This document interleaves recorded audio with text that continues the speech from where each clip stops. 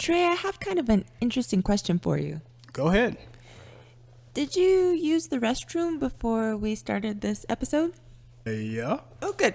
I was just trying to make sure that you didn't have any distractions before we got started. I see where you're going with this. Yeah, because let me tell you, my stomach is growling a little bit, and it's a little distracting. I probably should have had a little snack before we started. Yeah, I mean, we can't be trying to get this work done, and all we hear is... Is that how my stomach sounds? I mean, you don't really, Jeez. you don't hear it directly like I hear it. Goodness gracious. Well, instead of being distracted by your jokes, how about we start this episode? All right, let's go. This is Mikel-Claire. And this is Trey. And we are the couple of entrepreneurs. We're here to share with you our journey of successes and setbacks as we enter the world of entrepreneurship now that we no longer have 9-to-5s due to the new normal of the world and the pandemic. Join us as we race the clock to start earning money, gain consistency, and overcome self-doubts and uncertainty as we search for our voices and obtain personal and financial growth.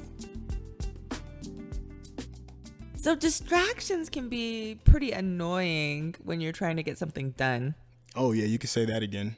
What do you consider to be like the biggest distraction that you have like throughout the day? Oh, without a doubt, king, shing, ding distraction is, drumroll please, my phone. Oh my God, it is the absolute bane of productivity. Anything that can be disrupted will be disrupted if my phone is on. How about you? Is your phone like your nemesis or?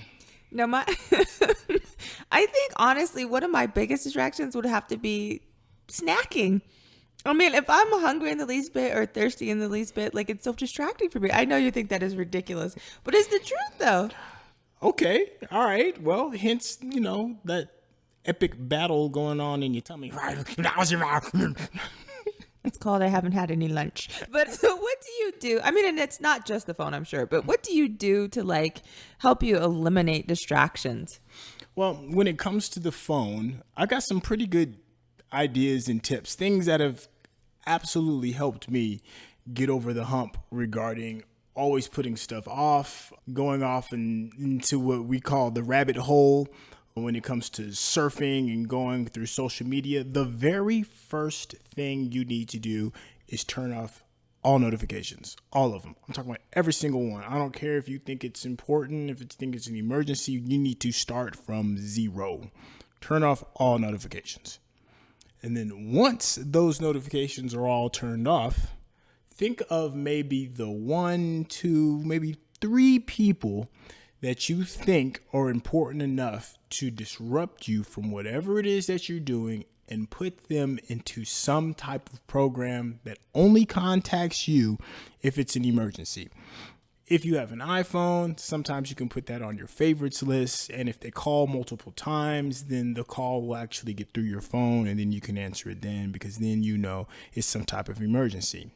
Also with that, it'll allow text messages as well. So if something that just cannot wait for anything, they can still get out and reach to you. And then you can kind of maybe allow other programs to kind of reach you. A huge, gigantic time sink is your mail. Typically, I turn all the mail notifications off and I manually check my mail once in the morning.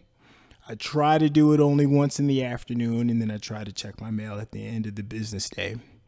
A good thing to do if you're somebody who has to answer to a lot of people regarding email is to put in the bottom of your notes or the bottom of your email responses something that says my email is checked on a schedule.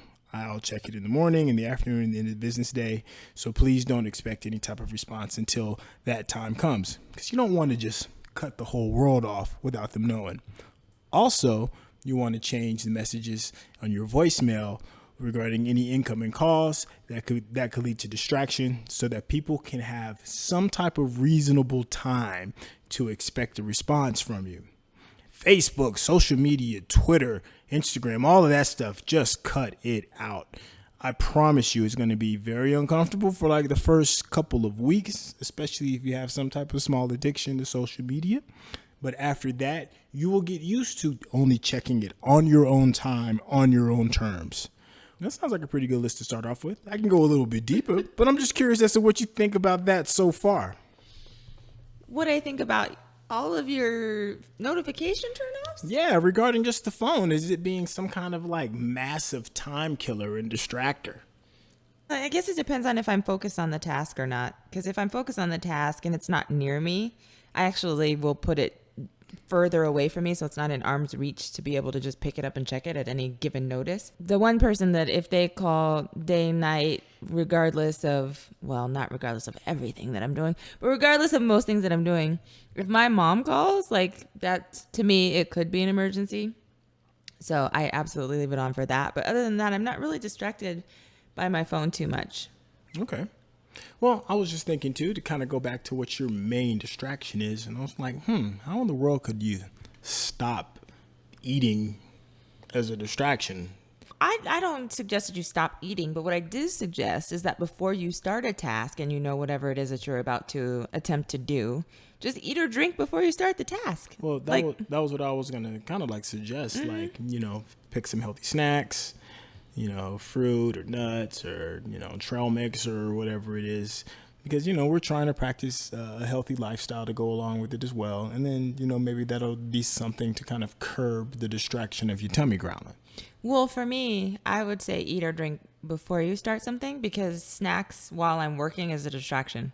And also, you got to make sure you use the restroom before you start a task, if possible. I mean, it's not like you could really always tell for sure, but I mean, it just prevents you from getting up and then being distracted along the way by something else on your way to the restroom. I can see how that could be a distraction. For me personally, me going to the restroom, it actually clears my mind to allow me to think about other things, because if I'm in the zone and then I got to get up and I got to go pee, it gives me an opportunity to break away from that thing that I've been staring at, typically in some computer monitor. It allows me to break away from it. It resets my mind just momentarily enough to get another thought process. And then, while I'm using the restroom, if it's number one, it's going to be kind of quick. If it's number two, it might take a little bit longer, but it still allows my mind to kind of reset and give me new purpose. So then when I get back to the computer, I've seen it from a different angle. Maybe. Yeah. But then again, maybe I've got weird pee and poo habits. Oh my gosh, you do, because you take your phone with you. So I was like, is that really a pause to think about whatever it is you're working on? Oh, come on now. I got to see what's up with the sports score. That's what I'm saying. That's a distraction. Well, I mean, if I take my phone with me, yes, which you do course. to the restroom. Whatever. I'm just saying. Well, what other things down your bag of distraction tips and tricks do you have? Well, in order to eliminate them is what you're saying to me. Sure, we'll go with that. I think like your environment, there are different things that you can do in regard to your environment to try to lessen your distractions. All right. So I know for me, like I need a quiet space in order for me to be able to focus. I'm not one that can have like the TV on in the background as just like background noise. It can't have like people wrestling around and it's just a thing that I just have to have silence in order for me to like completely focus. And I think that's just comes from how I was like as a student. Okay. Like I needed to have quiet in order to study or focus on whatever it is that I needed to retain, because that was the only way that I could really retain whatever it was. Okay. Every now and then, if I don't have that option, which some people don't have the option of a quiet home or a quiet environment. Right. Noise canceling headphones. Oh, those are so good. Sometimes I don't even have music playing when I have on my headphones. Sometimes I just need it in order to cancel the noise. Yeah, it's like a kind of like earplugs in a sense. Exactly. Yeah. So I'm good for that too. And if I need it to be like really, really quiet. You said something that kind of, it's a little tip and trick that I do that everybody does. It's not, front page news by any means, but if you're studying in a public place like a library or something, I definitely put my headphones on and don't turn the music on just because I don't want anybody asking me anything. It never fails, like clockwork. If I'm at an airport, or if I'm at a library, or if I'm in some kind of study group session or whatever it is, the minute I open up a book, the minute I open up my laptop, somebody will come from somewhere to ask me some random question. It's like clockwork. Well, that's what you get for being an attractive man. I mean, you know, when I'm in grind mode. So that's what it is. It has nothing to do with that book or them headphones. I call it my entrepreneurial glow. You know what? Chick rocks with that, buddy. But it's the truth. No, but you said something that's very true. You know, you have to find a quiet space. For me, a little quick backstory on me. I'm an only child, so I've always kind of had like quiet to myself. So it's never really had to hunt and search for it. As I have grown up and have been more of a social person, and you have to be able to get work done in social groups, you have to really appreciate the days of when I didn't have to choose or put forth effort to find a quiet space. Now it's like a requirement for me. Like before we found our home, one of the big requirements that I had was I was like, man, I think I need a space to kind of do my work, an office, something that's kind of separated, something that I can have a door that I can close so that nobody bothers you. Because people, I don't think, bother you just because they think they want to bother you. They're just going out of their way to hurt you and keep you from doing your work. And they just legitimately curious or just want to interact because they love you. But sometimes, you know, you got to get stuff done and you need to physically be away. You cannot give people easy access to reach you until you can get some things done. And I'm very fortunate that the loved ones in our household, you know, when I close the office door, it's very much respected. But then there's times when I'm doing work and I don't have to have the intensity turned up to 11. I'm just sitting on the sofa, you know, clicking away. And then, you know, family will come up and ask questions and ask me to do things or whatever it is. Those type of interruptions are cool. But I think there's different levels to the types of intensity of the things you need to do where you can't be distracted, and having an office or your own room or the basement or a room under the stairs or whatever it is that you can manage to find is going to help you beyond measure if you have access to it. Sometimes if you just let people know that you need some quiet time or some space to work for a period of time, or say, hey, I need an hour to sit and work on this or what have you. And then, like I said, I know not everybody is respectful of other people's space and time, but if you don't have that option, just communicate. You know what I mean? Just let people know that this is what I need for right now in order to get this done. As far as like scheduling time, do you think that helps as far as like your distractions are concerned? It's huge for me. I do what's known as block scheduling. Sometimes I have to take a day and just sit down and look at the calendar. I look at it from a grand view from 30,000 feet up and look at all 30 days. And I get a little bit closer. I look at it at a week view. And then I get even closer and I look at it on a daily view. And in that daily view is when you can get some block scheduling done. And block scheduling is when you segment certain chunks of time to do certain things and they don't change. If they get finished or if they don't get finished, you move on to whatever the next task is going to be. And it's a very good way of A, being organized, but B, keeping you from being distracted because your time is finite. Unlike most times when we're getting stuff done, I'm only speaking for myself. If I give myself an entire day to do something, then I'm not going to concentrate my efforts and I'll use up that entire day, you know, lollygagging around, doing whatever it is to finish a task whereas if I was block tasking it, if I was block scheduling it and I only had 3 hours to get that task done, you know, be it complete or not, it like kicks you in the butt. And when you get kicked in the butt to get stuff done, it eliminates distractions. I don't know if it necessarily works that way for everybody else. Do you feel that it helps or is it a little overrated? I think, and it's so weird because a lot of the things that we talk about, I realize like it's all about perspective and who the person is. So it's interesting because it's hard to generalize something like that. But I do think that it can be effective for a lot of people, especially if you schedule out a block of time to say like this is from 8 o'clock in the morning till 9 o'clock in the morning, that is breakfast time. So you know you don't have to think about emails and copywriting and all that stuff because you know this is set a time for breakfast. So I think it helps to like focus on whatever that specific thing is. And it gives you, like you said, a time to shoot for like a start time and an end time. Right. So you're not sitting around until 12 o'clock eating breakfast and chatting up with the family, which is fine. Right. If that's, your goal for the day. But if you have other things to do, you kind of got to say, hey, 9 o'clock is here. It's time to do whatever else the next goal or task is. So in that regard, I think it's extremely helpful. And I think it's helpful if you are in a family situation or an environment where there's more than one person, because then everybody is clear about what the times entail, what the time frames are. And then, you kind of know, hey, you're done at 5, so we can watch a movie, or we're eating dinner from 6 to 7. So I don't have to think about trying to do this other task while I'm focusing on that. Here's something else that I think works, and you seem to have way better experience with it than I do. We both practice meditation from time to time. I'm not someone who does it every day. I should. I certainly see the appeal in it. But before I even jump into giving my opinion on it, I respect yours more so because you seem to be far more consistent with it. So with that, I'm assuming that you're probably getting more out of it than I am. Any thoughts on that? When I was meditating consistently, I'll be real, I've kind of slacked off, and I am kicking myself for that and would love to get back on a routine daily thing with it.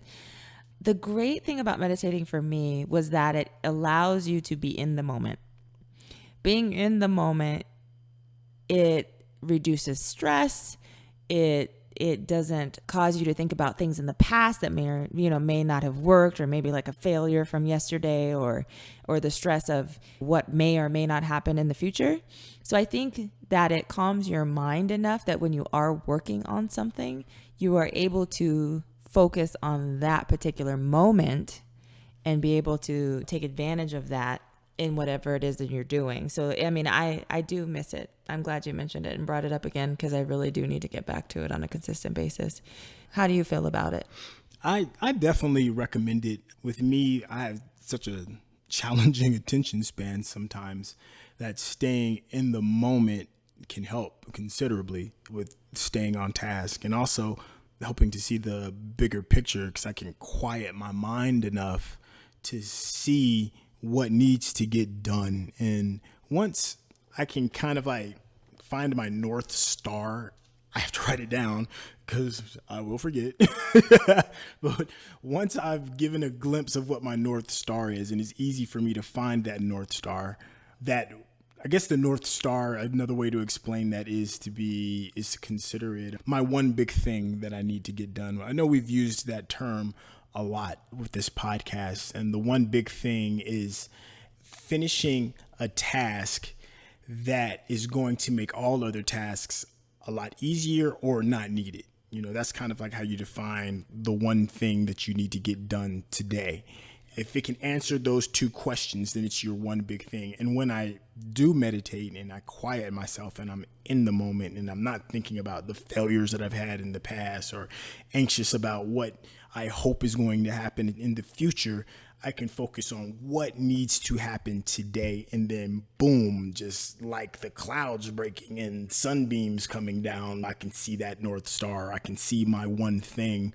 Once I write it down, then the rest of my day feels far more fulfilled because of the nature of the one big thing. It makes everything else so much easier to manage. And I can find that so much quicker with meditation. And I need to experiment actually with trying that out at the end of the day. What are your thoughts? I have meditated at night in order to be completely relaxed. So it works more for me as far as relaxing and letting the day go. There's nothing wrong with reflecting on how the day went, before or during meditation. Mm-hmm. And I think it does kind of gear you up for not necessarily knowing what tomorrow might bring or planning for tomorrow, but just kind of being grateful and drawing those things into you. Right. So I think that meditating at night is amazing. And it, like I said, it does relax you and it calms your spirit and kind of gets you ready for the next day and brings forth abundance into the next day. Okay. If that makes sense. Yeah. Yeah, it does. So we're talking about, relaxing and end of day and meditation. Like, what about sleep as far as like helping eliminate distractions, or what about sleep can help with that? I think that's probably the bigger elephant of truth in the room. Everything starts with proper rest. Everything starts with your mind. I think you probably hit the biggest cause of distraction, more so than anything else, is proper rest. I don't get proper rest. I have been cursed with insomnia and other things, just life stuff like everybody else. I'm not some unicorn with unique things. Everybody goes through this, but I probably don't manage mine as well as I should. And as a result of that, distractions come and productivity ends up just evaporating the next day without proper rest. How does it affect you? If I don't get enough sleep, I do get extremely irritable. And I think my focus is on so much like negativity that is not productive for me to try to complete a task, because if I get frustrated in the least bit, then it's almost like it's the end of the world and I just want to give up. Whereas if I'm rested, then I have the mindset to keep going or to try a different route or to research a little further than I would if I'm not rested. So I definitely get distracted by the fact that I'm just angry and would rather be asleep. It's necessary. But, we've tried melatonin to try to get a more restful night's sleep, which is a natural sleep aid recommended by a lot of doctors, and just, So that's helped somewhat in some ways, quieting your mind if you can. But it can definitely be a distraction if you are tired. Well, I've got one more in my bag of tricks, and it involves you directly. You are, without a doubt, the best accountability partner I've ever had. And you're good to the point that it makes me mad many times when you hold me accountable. And I'm just mad. I'm like, how dare you hold me accountable for bettering myself, but it still throws it back in my face as to, well, this is what you want. If you want to be a better person, this individual that cares about you moving forward is questioning how determined and involved you are in bettering yourself. And I think accountability partners eliminate those distractions because you don't have time to be distracted because you don't want to disappoint. Maybe I'm over glorifying accountability partners, but do they seem to work for you? You have to really deep down really want it, because if you don't, then like you said, you're going to be resentful and kind of angry. And because I'll give a perfect example when you were talking about that. And I always equate things to food for some reason, probably because I love it. I just do. I like food. I like good tasting food, and healthy food can be good tasting too. But, let's just give an example. Like when there have been periods in my life where I was not ready to live a healthy lifestyle as far as like nutrition and eating was concerned. So anybody, including you, that would say anything about food choices, and you were never like mean or harsh about it, but you care about me, so you want me to be healthy. So, anybody suggesting things that you're not necessarily ready for is going to be something that you just may not want to hear. But when you are ready for it and, you want to be accountable to yourself and to other people, then I think it works tremendously. But I think you just have to be in the right space in order to like receive it. Okay. Yeah, that's fair. Yeah. Well, you know what space we're in right now? What? I'm sorry, I was distracted. Oh, What'd yeah. you say? See, okay. No, hold on. Let me grab this big, gigantic pen of distractions so I can stick a pen in this bad boy, because our time is up. Thank you for hanging with us. Just to let you know, in case you didn't know already, we are the couple of entrepreneurs. Please do yourself and ourselves a huge favor and smash that subscribe button. Smash it. Go on and hit it. Let your friends, let your family, let everybody know that we out here talking distractions, getting money, entrepreneurship, all that good stuff. Thank you so much for tuning in, and we will catch you on the next one. Peace.